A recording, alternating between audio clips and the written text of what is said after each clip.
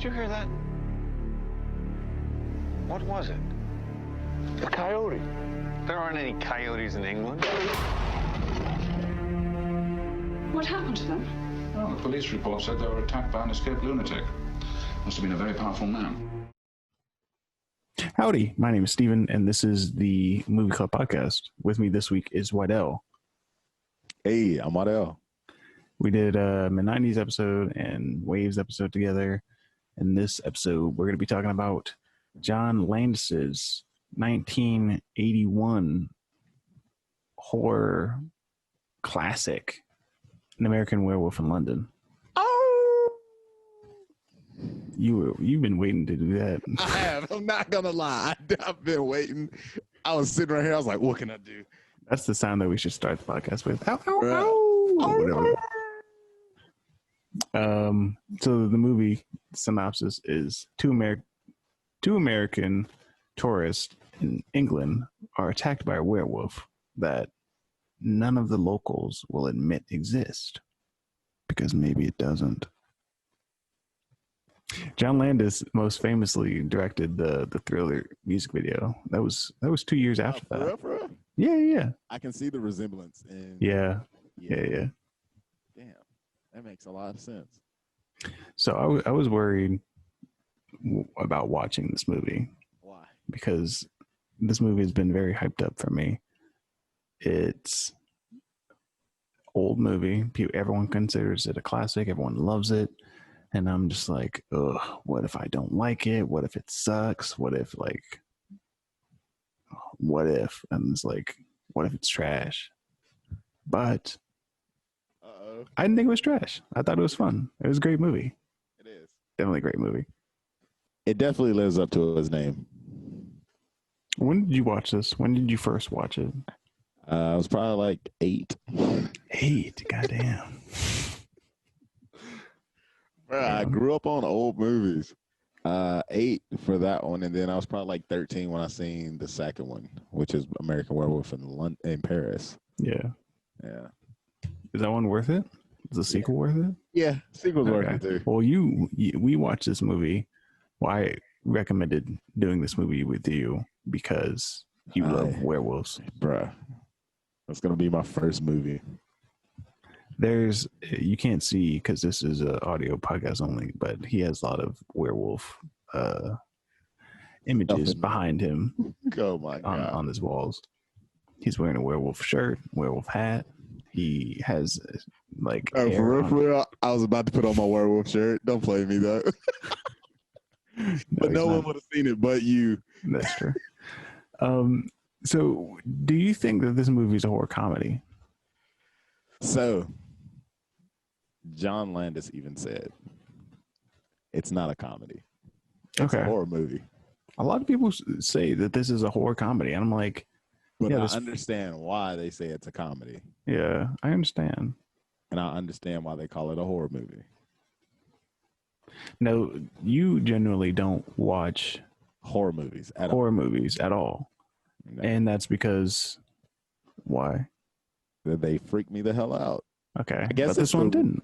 I guess it's the realist, like the realism. Realism. There we go. Out here being dyslexic. The realism behind it, because it's like ghosts. I don't fuck with ghosts, but werewolves.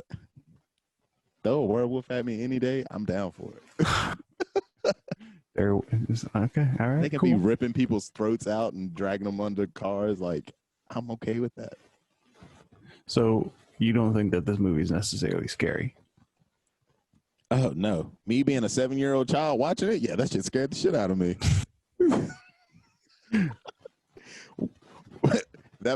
Oh my God, so much blood. There is a lot of blood and there's a lot of chaos in this movie. It's a fun movie. It's very fun, like definitely. Electrifying movie. So you weren't scared watching it now? No. Okay. I was intrigued by every freaking scene and wondered why they did certain things, and I was just like, all right. Now, do you think that horror movies have to be scary, like have to scare you to be a horror movie, to be an effective horror movie? A horror movie can also be a play on your mental that just get your motors running in your brain and it's like, oh shit, what if that actually happened? Right. Yeah. I see. For me, horror movies don't necessarily have to scare me, and they don't have to like make me shake and and make me have nightmares and stuff. But to be effective, there is a person that we know that has been on this podcast who I won't call out, who hopefully is listening, and and yeah, they believe differently. They believe that horror movies have to be scary, but that is a whole separate discussion that I will not be a part of because I Well, feel you like were- that you were already person a part will, of it. that person's gonna make me have to watch another scary movie. You were already part of it, so Shit. I'm not about it.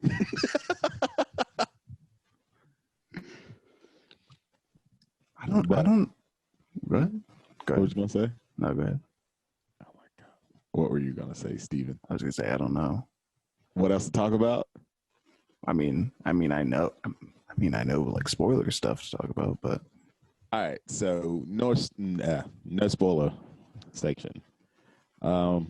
Great movie. Would I watch it again? Yes. I freaking love what I say creature creation movies, yeah. where they create a creature for the movie. Like, it's amazing. I love that shit. So definitely one of my favorite creature creations. Have you seen John Carpenter's The Thing? Parts. Okay. Like, parts. And that is definitely on my list to watch. Huh. You haven't watched that? No, Thing. I haven't. That would be. I think that you'd like that. I believe it. Yeah.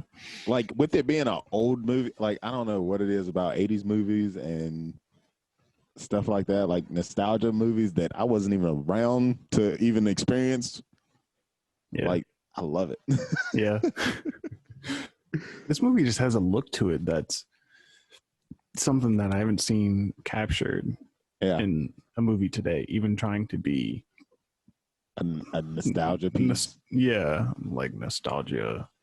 I know when we watched mid-90s, that definitely gave me a mid-90s feel. Yeah, but like this isn't a Period. like I was talking about like the look of it, the like actual visual look of it, not like the time of where it's set. I mean, like the cinematography. Yeah. Like, I haven't like obviously movies now try to capture how movies in the 80s looked, and they like add film grain and all of this stuff in post, or they shoot on film. But I this still was already used with those cameras. right. Yeah. So I still don't see. I still don't see movies that are shot like this and that look like this nowadays. Mm-hmm. And I don't know. It was very interesting. I want to do a deeper dive into it after doing some more rewatching of it and find out how that is and why that is. I feel that. But I'm definitely down to watch this movie again. Like for right now, I mean, Right. So you don't have to rewatch it. Watch the second one and then go back and rewatch the first one. Is the second one with the same? No. So how this one was created, well, this one got put out in 81. The second one was put out in 97. Oh, wow. That's yeah. a huge jump. Huge jump. So this one's more up to date and yeah. But I'd still say they stayed with the same like gore effect, and it's just a lot more darker. Is the director the same? John Landis? Did he direct that one? Let me look it up.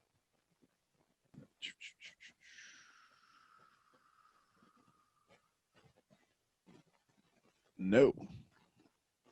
It was Anthony Waller. Yeah, so Anthony Waller directed the sequel to this movie. And it doesn't seem to have the greatest reviews. I wonder why. I mean, I get why they did a sequel to this movie because of all of the hype and to play off of the name, but to get more money. But like, wow, they probably shouldn't have did this considering the poor reception, audience and critic, and box office wise. Jesus Christ! Did you know that they're planning on remaking this movie? See, I was thinking about that while I was watching it. Did you? So you knew? No, I just thought about it. I was like, what if they remake this today? Like, that's just some shit that is possibly in the works, and I could see why they would want to remake it. But I don't want to see Tom Holland as like, oh my gosh, 100%. I don't want to see them remake this movie. But I would want to see this movie remade, if you get what I'm saying. You don't want like a Hollywood. I don't want a Hollywood remake. Okay, so you because it's just gonna they're just gonna fill it full of just top actors, and then it's just gonna be like, it's gonna. It's kind of how I felt like about newcomers. Yeah, I would rather newcomers, people I haven't seen in a lot of stuff. Yeah, like Lion King, how they remade that with top celebrities, and it's just like I didn't feel the same way I felt when I watched it as a cartoon. Now, how would you feel if I told you that the director's son, who is already a director and a writer now, Johnlandis' son? Johnlandis' son, Max Landis, he was going to direct it. How would you feel about that? I would feel a little bit more better about it. But John Landis still doesn't have any like say in it, or he does. I mean, he does. He would be an executive producer just because his name is on the first one. Yeah. But he doesn't necessarily have any say in the creative of it. I still like, with that being his son, like his son has been in his father's shadows. Yeah. I still say his father would still have a lot of like leeway on the film, even if it's just something that he's taught him during his upcoming. So it'd still be like him, but with an edge or tweak, like him remixed. Well, I see what you mean. Well, Max Landis, what else does he directed? He wrote Chronicle. He wrote Bright. He wrote American Ultra. I'm gonna fucking love this movie then. He wrote Victor Frankenstein, Mr. Right, and then he directed a movie called Me, Him, Her, which doesn't have the greatest. Chronicle does. Chronicle's like one of my favorite. Oh yeah. Chronicle has great reviews. It better not be a first person like found footage video of American Werewolf. I don't think that would happen because he's written other movies that aren't like that. But all in all, with American Ultra, like if you put American Ultra with American Werewolf in London, just think how crazy that would be.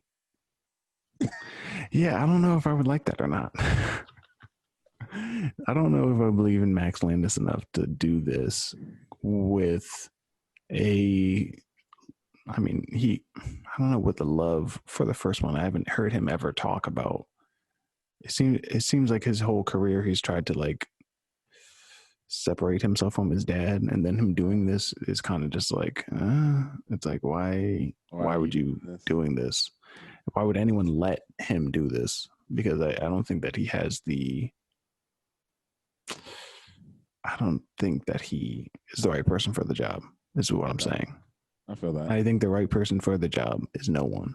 I think that anyone that was offered this movie that would like do it. Yeah, I think like Edgar Wright, the director of Baby Driver and the Cornetto trilogy, he says, and Scott Pilgrim, he says that this is like one of his favorite movies and the greatest movies of all time. Like if he was offered this, I don't think that he would do it if he was offered to remake it. And that's smart because I think that he loves the movie and he thinks it's great and it's one of his favorites and he thinks that it should, stay where it is. This movie alone. That's kind of like remaking Red Dawn, like that movie compared to the original.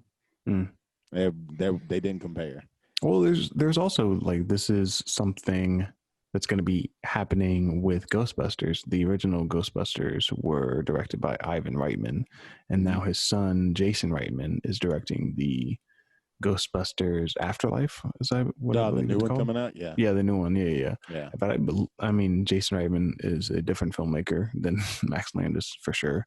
Yeah. Jason Reitman has directed a lot of movies that I like, and I think that seeing the trailer for this one, for the newest Ghostbusters, it makes me believe in it and makes me want to go see it. It makes me excited about it, where I wasn't excited about the A remake? 2016 one. Yeah. Yeah, this one. Yeah. Yeah, no, but this one seems more. That's 2016 seemed like more of a remake, and this one seemed more like a sequel. I mean, it's in the same world. They talk about some of the same characters. I completely agree with that. Yeah, so I'm excited for this one to come out. Afterlife is definitely gonna be a reason to go to the movies again. Yeah, but I don't think that the American Werewolf in London would be that. I don't think it would be done in the same way. No. So we haven't talked about the movie like at all. But let's get into spoilers. All right, bet. So I while we were watching, I was watching this movie with Morgan, and I asked Morgan if she thought that the lead, would kill himself, or if he would turn into a werewolf, because she doesn't know. Like, I don't think she knew about the transition, the transformation scene, and of course I know about it because like that's everything. Every time someone talks about this movie, they talk about the transformation scene, and I was like. And I was also going back to what I was saying earlier. I was worried about, I was like, is this movie just going to be like just the transition scene, the transformation scene, and that's it? Mm-hmm. But for me, it wasn't. But also I asked if she thought he was going to kill himself. And he was like, nah. She was like, nah, he's going to turn into a werewolf. And I was like, damn. I was trying to see if there was any kind of doubt in her head of how this movie would turn out. There was no doubt. When Jack came in and was like, you got to kill yourself. He was like, I'm not doing that. Yeah. Until he was like, oh my God, I think I killed these people. I might have to kill myself. Yeah. That was the only doubt. And even then, he couldn't do it. And you seen that in the phone booth. Yeah. I think that something, while I was watching this movie, something I was thinking about was like a theme, or might be like a metaphor for, is the like survivor's guilt. You know, if like, you know, people go through a traumatic experience and someone dies or something else happens, and then you're left over when the other person or dies along. Yeah. And you're just like, oh God. Right. Yeah. I was like, this movie is like a metaphor for survivor's guilt. And that's great. Because it's like he's haunted by Jack. And I was like, wow. And other people he's killed. Yeah. When I was watching this, I was like, oh my God, like this is. Because like because he could have, I mean, I love how when Jack gets attacked, he just dips. Like he runs as fast as he doesn't hesitate. And he's like, maybe I should save Jack. I'm out. David pieced the fuck out. And then he was like, and that was kind of my friend. Yeah. And he was like, oh my God, he's killing me. And then he was like, oh my God, I gotta go back. That was great. That was a great moment. I mean, it wasn't like savage. Bro. It could have been played comedically, and I'm glad that it didn't. Mm-hmm. It wasn't. And then, of course, we got to talk about the transformation scene. It was like, I've seen it before, not in context. I've just seen the clip. Yeah. I've never seen the before and after. But oh my gosh, that transformation scene is great. Like technically, and then like the way that it's performed is like, it seems like so like he's in excruciating pain. Yes. And it's just like you could see his fingers like elongating and like he's screaming, and then like the hair and his back. Oh my God. I was like grimacing at one point because I was like cringing at one point because I was just like, oh my God, like this seems so painful. And it's something that's not in another movie that I've seen where there's a werewolf. This is like the only movie with the werewolf transformation that they go that in depth with without CGI or anything. Yeah.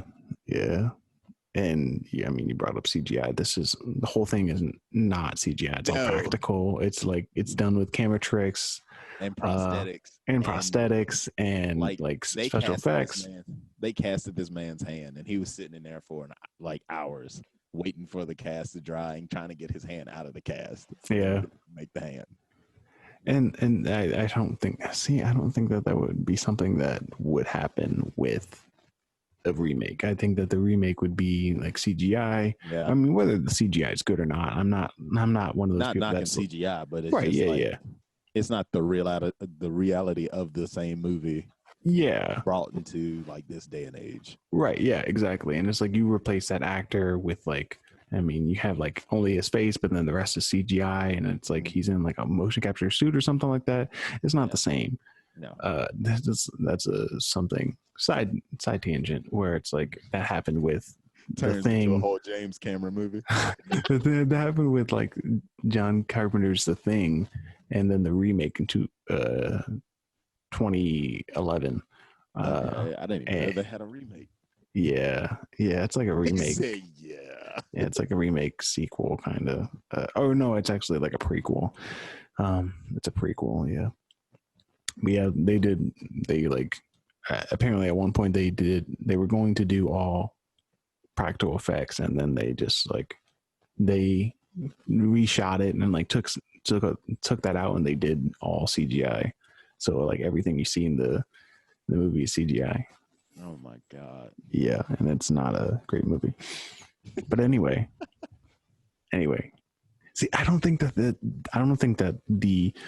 the transformation scene is something that can be replicated again. Yeah. Like even in a remake or in a different werewolf movie, is like this is peak werewolf movie for me. What other ones have you seen that have come out after this? That have like a transformation, not necessarily a transformation, but like that's a good movie, a good werewolf movie. It's kind of hard to say because it's not all about like it being a werewolf movie. It's what they make the werewolf look like. Because they have these big dog hybrids like in it was a movie that came in Redbox, and it literally was only in Redbox. And it had the girl from Nasty Classified, I think. And they turned into like big lycanthrope buff builders. And I was like, what the hell is this shit? That Nickelodeon movie with Victoria Justice, that was a trash werewolf. There hasn't really been any good like werewolf movies after this movie. Yeah, I can't think of one. Silver Bullet, but I think that came out around the same time. Trying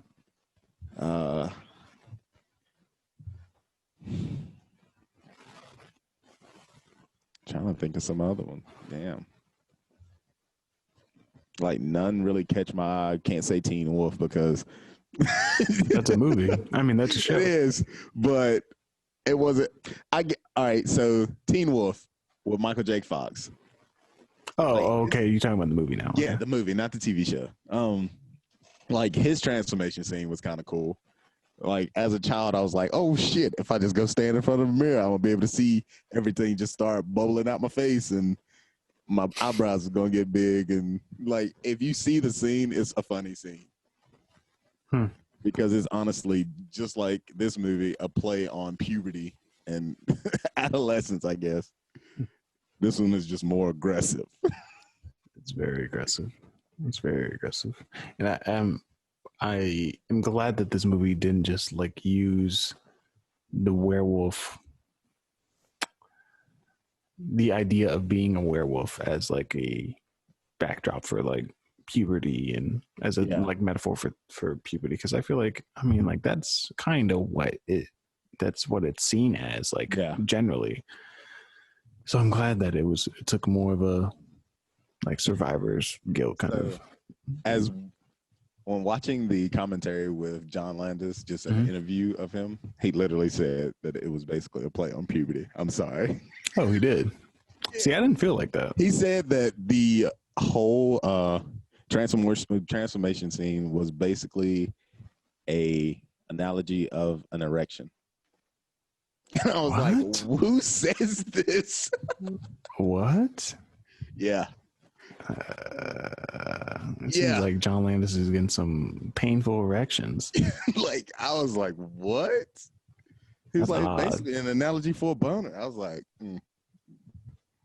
I didn't that's- see that. Like, I get when you do the close up on the hand and you see the hand actually get elongated, but that like, man was in excruciating pain. I was gonna say, is it like there was hair coming out of his back and like, and like his spine was just like morphing. I don't know.